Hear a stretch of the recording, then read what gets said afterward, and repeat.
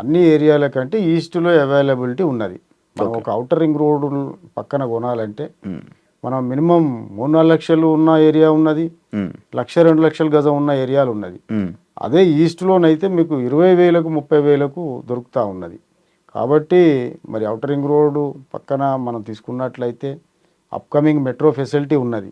ఆ! Outer ring road చుట్టూ మనకు చాలా గ్రీన్‌ఫీల్డ్ రోడ్లు వస్తున్నాయి. రేడియల్ రోడ్లు మనకు ఇన్నర్ సిటీకి కనెక్టివిటీ రోడ్లు ఉన్నాయి. హ్మ్. హ్మ్. తర్వాత రేపు రాబోయే అన్ని షాపింగ్ కాంప్లెక్స్ కావచ్చు. తర్వాత అంతెందుకండి మన కేసీఆర్, రేవంత్ రెడ్డిలు ఏదైనా మీటింగ్‌లు పెట్టినా కూడా ఓ కొంగర కలాన్ జంక్షను అటే. అవును. లేకుంటే మనకి ఇక్కడ కొంపెల్లి ఏరియానో హ్మ్. ఏదైనా ఔటర్ రింగ్ రోడ్ అటు ప్రాంతాలనే సైడ్ వాళ్ళు పెడతారు. సెలెక్ట్ చేసుకోవడం జరుగుతది. ఆ!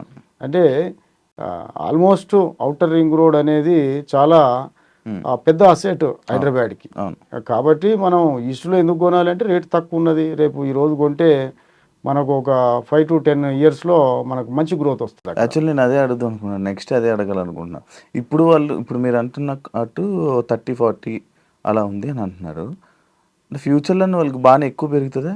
చాలా లక్షల్లో కాబోతుందండి. హైదరాబాద్ అనేది రాబోయే 5-10 సంవత్సరాల్లో హ్మ్. సుమారుగా ఇప్పుడు 50 కిలోమీటర్ నుంచి 100 కిలోమీటర్ ఎక్స్‌పాన్షన్‌లోకి పోబోతుంది. హ్మ్. హ్మ్. హైదరాబాద్‌కు ఉన్నటువంటి ఈ లివబుల్ సిటీ ఈ ఈ స్పేస్ అనేది మనకు హ్మ్. టోటల్ ఇండియాలో ఎక్కడ లేదు. హ్మ్. హ్మ్. అన్నీ గూడా బాగా హై డెన్సిటీ అయిన ఏరియాలు. హ్మ్.